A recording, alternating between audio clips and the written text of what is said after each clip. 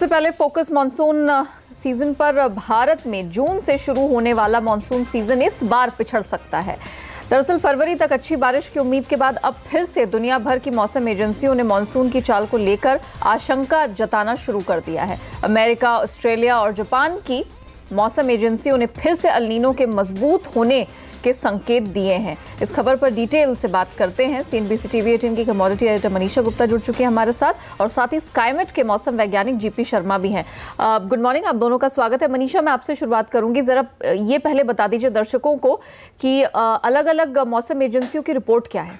जी हाँ नेहा, एक्चुअली वही ज़्यादा सबसे बड़ी कंसर्न है क्योंकि सभी एजेंसीज यहाँ पर एक बहुत बड़ी प्रोबेबिलिटी बता रही हैं कि यहाँ पर एल निनो का हम एक प्रभाव पड़ता हुआ देख सकते हैं भारतीय मॉनसून पे। Of course El Nino different countries में डिफरेंट तरह का इम्पैक्ट देता है, लेकिन भारतीय बाजारों में अगर आप डेटा देखें तो पिछले जो 20 ड्राउट हैं उसमें से 13 एल निनो के समय में हुए हैं। और of course dry weather, below normal monsoon, deficient monsoon, या ज़्यादातर हम भारत में यहाँ पर एल निनो के साथ कनेक्ट करते हैं, तो ये ऑफ कोर्स यहाँ पर एक चिंता वाली बात हो सकती है। स्काईमेट के थ्रू हमने पिछले हफ्ते यहाँ पर एक रिपोर्ट आते हुए देखी थी कि कैसे एक 60% पॉसिबिलिटी है डेवलपिंग एल निनो की। और अब उसके बाद ऑस्ट्रेलिया ब्यूरो ऑफ मेट्रोलॉजी ने कहा है कि उन्होंने अपग्रेड किया है अपना आउटलुक एल निनो में, जहां पे उन्होंने वॉच से अब इसको अलर्ट कर दिया है और 70% प्रोबेबिलिटी बताई है। यूएस की अगर आप एजेंसी देखें तो उन्होंने कहा है कि 80% चांस है एल निनो का मार्च से मई में और 60% पॉसिबिलिटी है जून से अगस्त में। तो काफी हद तक भारतीय मॉनसून सीजन इसके बीच में आ जाएगा। और Japan agency of marine and earth sciences ने भी यही कहा है कि एल निनो की डेवलपिंग के चलते भारत में हम dryer than normal weather conditions यहां पर इस साल में एक्सपेक्ट कर सकते हैं। तो ऑलमोस्ट सभी एजेंसीज की तरफ से यही बयान आता हुआ कि एल निनो यहां पर डेवलप हो रहा है और इंडिया के लिए ऑफ कोर्स ये चिंता का सबब हो सकता है। जाहिर तौर पर क्योंकि तमाम एजेंसियों की तरफ से हम एक ही सुर में एल निनो के डेवलपमेंट की बात देख रहे हैं। शर्मा जी, आपसे समझना चाहेंगे, फरवरी में स्काईमेट ने कुछ अच्छी बारिश की उम्मीद जताई थी, अब आपका क्या एनालिसिस है, क्या कहना है? जी देखिए, फरवरी के लास्ट में जो हमने अनुमान दिया था उसमें हमने ये ज़रूर बताया था कि ज़्यादा चांस मानसून के नॉर्मल के रहने के होंगे और उसके बाद जो बिलो नॉर्मल मानसून है यहाँ उसकी भी संभावना रहेगी। लेकिन जो प्रशांत महासागर में जो तापमान रहते हैं जिसके कारण एल निनो की स्थिति उत्पन्न होती है उसमें बहुत बड़ा बदलाव देखने को मिला है। और पिछले फरवरी एंड से लेके मार्च अभी तक जो तीसरा सप्ताह है उसमें बहुत ज़्यादा चेंजेस हैं। बहुत ज़्यादा चेंजेस मतलब तापमान में बहुत ज़्यादा वृद्धि हुई है। एक बार तो ऐसे लगा कि जैसे जो मानसून का जो एल निनो इंडेक्स है वो बहुत कोलैप्स कर रहा है फरवरी में, और वो हुआ भी, बट लेकिन उसके बाद एकदम उसमें बढ़ोतरी होने के कारण अभी तो El Nino border line case दोबारा से पहुंच गया है। और जो शुरुआत में एल निनो के इंडेक्स चल रहा था उसमें कोई गिरावट नहीं है, और जब तक अगले उनकी रीडिंग आएगी मार्च के एंड तक, जो स्थिति होती है कि एल निनो डेवलप हुआ इस बार या नहीं हुआ, उसके पक्के चांस हैं इस बार ये एल निनो ईयर होगा। हालांकि इसके डिवॉल्विंग होने की संभावना ज़रूर है, लेकिन जिस हम स्टेज से शुरू होंगे जो कि 70% चांस रहेगा टू स्टार्ट विद अभी एल निनो कंडीशंस का, धीरे धीरे उसमें by the time the monsoon sets in जो उसके आने तक लगभग 60% रह जाएगा, 60, और उसके बाद धीरे धीरे और घटेगा। पर जैसे प्रोजेक्शन दिखाई दे रहे हैं लगभग मानसून के दौरान पूरे 4 महीनों के दौरान कभी भी उसकी पॉसिबिलिटी 50% से कम नहीं जा रही है, जिसका कहने का मतलब है कि एल निनो का प्रभाव लगभग पूरे मानसून में रहेगा।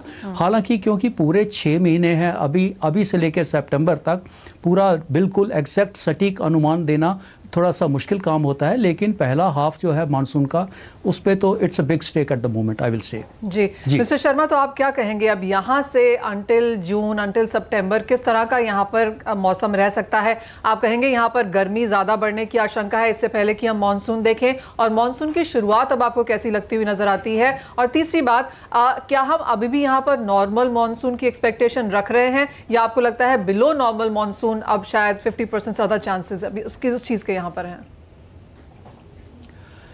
देखिए, जहाँ तक गर्मी का सवाल है वो तो नॉर्मल से अभी कम है, मार्च का महीना बहुत ही कंफर्टेबल रहा है, पर्टिकुलरली जो उत्तर भारत और उत्तर पूर्व भारत के क्षेत्रों में तो सामान्य से तापमान बहुत कम रहे हैं। दिल्ली का तापमान का पहली बार मार्च में अभी 30 डिग्री को क्रॉस किया है, हालांकि नहीं तो पहले काफ़ी दिन पहले हो जाता था।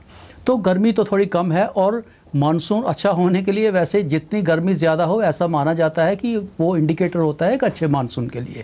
पर इस बार ऐसा अनुमान है कि अप्रैल के महीने में भी तापमान सामान्य से बहुत ज़्यादा बढ़ेंगे नहीं, कुछ क्षेत्रों में ही कुछ पॉकेट्स में होंगे और कुल मिलाकर स्थिति नॉर्मल, और या कुछ पॉकेट्स में ही जो हीट वेव के कोर जोन है उसमें शायद कुछ थोड़े बहुत दिनों में हीट वेव देखने को मिलेगी, लेकिन कुल स्थिति कुल मिलाकर थोड़ा सामान्य के आसपास ही रहने की संभावना है। बाकी रहा जैसे आपने पूछा कि इस बार का कैसे अनुमान कैसे है, कैसा रहेगा, तो जितने भी एल नीनो केसेस हैं अभी तक, जैसे पहले आपने बताया भी कुछ में सूखा पड़ता है, किसी में बिलो नॉर्मल है, लगभग 60% केस में तो सूखा पड़ता है और उसके बाकी जो है उनमें बिलो नॉर्मल मानसून होता है। कोई कोई एक्सेप्शन है जिसमें कि जब एल नीनो भी हुआ और जो उसमें वर्षा जो है सामान्य रही या थोड़ी ज़्यादा रही, वो बहुत कम केस हैं। अदरवाइज जनरली जब भी एल नीनो कंडीशंस हैं, चाहे वो डिवॉल्विंग भी हो, उसको हम लेके चलते हैं कि उसका प्रभाव मानसून में देखने को मिलता है और विशेषकर जो मानसून की शुरुआत होती है उससे इम्पैक्ट करती है उसकी प्रेजेंस एल नीनो की। और ऐसा ही अनुमान इस बार भी है कि जब मानसून जून में शुरू होगा तो उसका प्रभाव ज़रूर देखने को मिलेगा और जून लगता है जैसे it could make a very slow start, slow हो, पुअर हो, और उसका जो असर है जो उसके अगले महीने जुलाई तक भी होगा। स्थिति कुछ देर में और स्पष्ट हो जाएगी कि अगले 2 महीने भी जो अगस्त और सितंबर के वो कैसे रहेंगे। हम अपना अनुमान जारी करेंगे अभी शॉर्टली, ये पहले सप्ताह में ही अप्रैल के में अपना पूरा अनुमान जारी करेंगे, उसमें स्थिति और स्पष्ट हो जाएगी। चलिए, तो एक धीमी कमजोर शुरुआत मॉनसून की 2019 के मॉनसून की होती हुई दिखाई दे रही है। शुक्रिया मनीषा जी और जीपी शर्मा जी, आप दोनों का हमारे साथ जुड़ने के लिए और बताने के लिए कि मॉनसून 2019 पर किस तरह के संकेत निकल कर आ रहे हैं। अब यहाँ से आगे बढ़ते हैं क्योंकि मॉनसून की बात हुई, अब एग्री कमोडिटी मार्केट से ही यहाँ शुरुआत करते हैं। चने में बड़ी खबर आ रही है। महाराष्ट्र, एमपी के कई इलाकों में किसानों ने चने की आवक रोक दी है। इस हफ्ते बेहद कम आवक हो सकी है। मंडियों में कम भाव की वजह से किसान चना बेचना नहीं चाह रहे हैं। इस बीच वायदा में जो चने का भाव है हमने 1 महीने के ऊपरी स्तर पर देखा। अभी हम देख रहे हैं थोड़ा इसकी कीमतें डगमगाती हुई दिखाई दे रही हैं, लेकिन अभी भी इसने 1 महीने के 4 हफ्ते के हाईस को होल्ड करके रखा है। इसमें हमने 4250 रुपए पर कारोबार होता हुआ देखा है। अभी जो भाव है, एमएसपी का जो भाव है वो 4620 रुपए का है। इससे जो बाजार कीमतें हैं, वायदा की कीमतें, वो काफी नीचे चल रही हैं। हमारे साथ दाल मिल एसोसिएशन के प्रेसिडेंट सुरेश अग्रवाल और ग्रुप कैपिटल के रिसर्च हेड हिमांशु गुप्ता भी जुड़ चुके हैं। नमस्ते, आप दोनों का स्वागत है। अब सुरेश जी, काफी मशक्कत के बावजूद हम देख रहे हैं कि चने का भाव एमएसपी से काफी नीचे चल रहा है। कितने कदम सरकार ने उठाए? अभी तो प्रोडक्शन के फंडामेंटल्स भी सपोर्टिव ही है, लेकिन क्या लगता है होली के बाद अब भाव संभलते हुए दिखाई देंगे? ये हफ्ता सुस्त रहा है, अगले हफ्ते कोई उम्मीद? हेलो सुरेश जी, आपको मेरी आवाज आ रही है? हाँ, बराबर है। जैसा अभी आपने कहा कि जिस प्रकार से 4620 रुपए मिनिमम सपोर्ट पे आई जाए, अगर हम पूरे साल भर की उसकी हिस्ट्री देखें तो हम इस बात को मानते हैं कि एक साल में चने के अंदर किसान ने काफी नुकसान किया है। पिछले साल बम्पर फसल का उत्पादन हुआ था हिंदुस्तान में, उसके कारण चने की कीमतें काफी कम हो गई थी और इस बार जो है किसानों को समर्थन मूल्य भी नहीं मिल रहा है। इसीलिए ये किसानों ने मध्य प्रदेश, राजस्थान, अनेक जगह चना बेचना बंद कर दिया। और उसका कारण भी है कि सरकार ने 25 तारीख से मध्य प्रदेश में चने की खरीदी की घोषणा की है, तो हर किसान को ये उम्मीद है कि 25 तारीख से सरकार मध्य प्रदेश शासन खरीदेगा, 4620 में खरीदेगा, तो मार्केट में बेचने जाएगा तो उसको लगभग 4 से 5 रुपए कम मिलेगा। इसलिए अभी कोई भी किसान चना बेचने में बिल्कुल रुचि नहीं दिखा रहा है। आमतौर पर गर्मी में चने की डिमांड थोड़ी बढ़ती है, ऊपर से आवक भी किसान रोक रहे हैं। क्या लगता है कीमतों को कितना सपोर्ट मिलेगा? किसानों की जो मेंटालिटी है वो तो समझ में आ रही है, उनके पास कोई ऑप्शन भी नहीं है, लेकिन कीमतों को हम बहुत सपोर्ट मिलता नहीं देख रहे। आपसे पहले भी बात हुई थी, आपने कहा था 1-2 रुपए का अपसाइड दिख सकता है। 4300 के ऊपर वायदा को हमने देखा, और ऊपर जाने की संभावना है?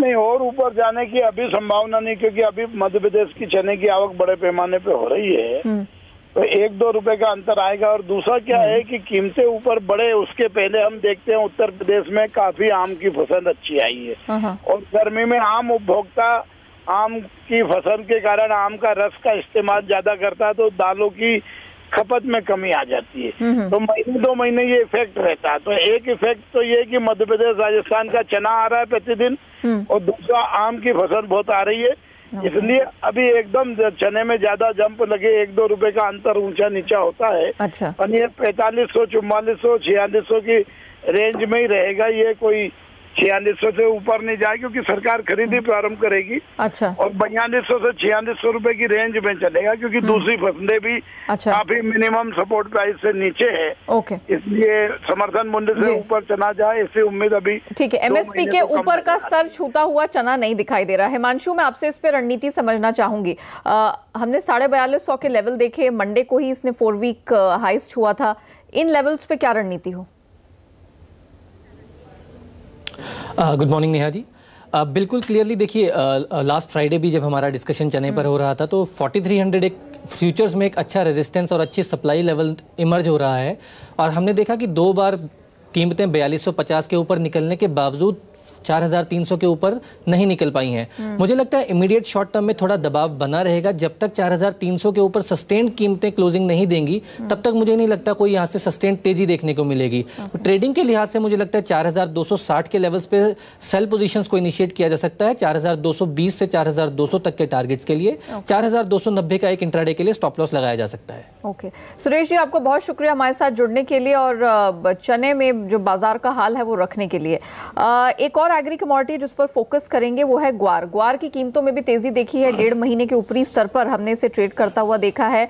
ग्वार गम में हमने अच्छी खासी बढ़ोतरी पिछले कुछ हफ्तों में आते हुए देखी है, और महज 10 दिन के कारोबारी सत्र में ही इसकी कीमतें 5% ऊपर चली गई हैं। हिमांशु, पहले तो यही समझा दीजिए कि ग्वार को इतना सपोर्ट कहां से मिल रहा है, और इतनी तेजी के बाद क्या अभी मौजूदा स्तरों पर पैसा लगाना ठीक रहेगा? देखिए नेहा जी, मुझे लगता है कि काफ़ी एक लॉन्ग कंसोलिडेशन के बाद, लगभग 4 से 5 महीने की कंसोलिडेशन के बाद इस कमोडिटी में थोड़ी सी एक्टिविटी देखने को मिली है। 2 इंपॉर्टेंट फैक्टर्स हैं इसके पीछे। पहला, क्रूड ऑयल में जिस तरह से लगातार कीमतों में तेजी देखने को मिली है उसकी वजह से ग्वार गम में तेजी देखने को मिली है, और दूसरा जिस तरह से मानसून को लेकर अब कंसर्न्स निकल के आ रहे हैं, और ये कमोडिटी है जो मानसून को काफ़ी क्लोजली इफेक्ट करती है।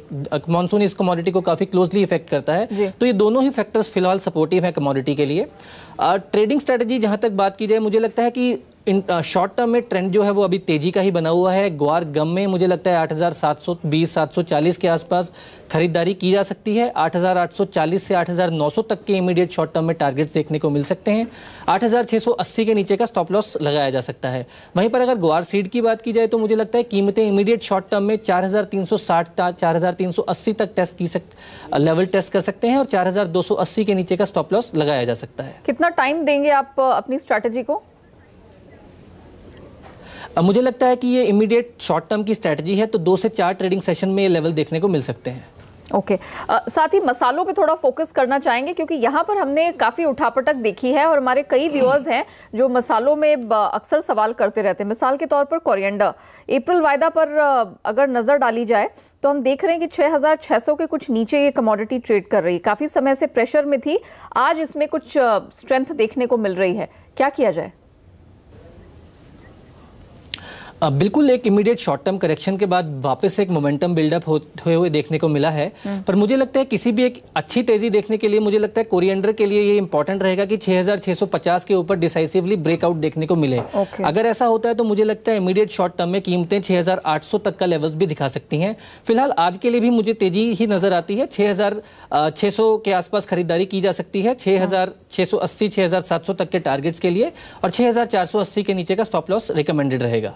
ओके, चलिए मसालों में धनिया पे नजर रखने की जरूरत है। 6650 के पार निकले तब एक लंबी तेजी इस कमोडिटी में दिख सकती है। फोकस रुपए की तरफ लेकर जाते हैं। यहाँ हमने काफी उठापटक होते देखी। शुरुआत हुई कमजोरी के साथ, कल भी हमने फ्रेश 7.5 महीने के हाईस छूने के बाद इसे 69 के पार जाते हुए देखा, और अब हमने देखा है दिन के ऊपरी स्तर पर ट्रेड हो रहा है। वापस से हम देख रहे हैं कि 69 के नीचे, और अब 68.85 रुपए पर USD INR चला गया है। तो बिल्कुल कल जैसा ट्रेड हमने देखा था, एकदम एकदम हाई से लो पे चला गया और फिर आज लो से हाई पर आ गया है, तो काफी भारी उठापटक वोलेटिलिटी नजर आ रही है। हिमांशु, ऐसे मार्केट में कैसे ट्रेड किया जाए यूएसडी INR में? अभी इस वक्त क्या करें? देखिए, मुझे लगता है इमीडिएट शॉर्ट टर्म में रुपए में एक अच्छा रेजिस्टेंस देखने को मिला है 68.40 68.30 के लेवल्स पर। यहां से रुपए में वापस इमीडिएट शॉर्ट टर्म में कमजोरी देखने को मिल सकती है। ट्रेडिंग के लिहाज से, इमीडिएट शॉर्ट टर्म के लिहाज से मुझे लगता है 68.80 के लेवल पे खरीदारी करके चलना चाहिए यूएसडी INR पेयर को, 68.60 के स्टॉप लॉस के साथ, और इमीडिएट शॉर्ट टर्म में 69.20 तक के लेवल देखने को मिल सकते हैं। जहां तक अगर मैं बात करूं 1 से 2 हफ्तों की, तो मुझे लगता है 69.60 से 69.80 तक भी पेयर में कमजोरी देखने को मिल सकती है। ओके, क्योंकि रुपए में एक तगड़ी स्ट्रेंथ आई है। खाने के तेल CPO आज हरे निशान में दिखाई दे रहा है। क्या आपको लगता है ये मौका होगा इसे शॉर्ट कर देने का? नेहा, मुझे लगता है थोड़ा सा मार्केट में 515 516 के आसपास एक टेक्निकल बाउंस देखने को मिला है, जो यहाँ से कुछ इमीडिएट शॉर्ट टर्म में सस्टेन होता हुआ देखने को मिल सकता है। इसलिए मुझे लगता है अभी बिकवाली से बचें। 527 528 के लेवल पे खरीदारी की सलाह रहेगी, 524 के स्टॉप लॉस के साथ, और 532 से 534 तक के इमीडिएट शॉर्ट टर्म में 1 से 2 ट्रेडिंग सेशन में लेवल्स देखने को मिल सकते हैं। Very well.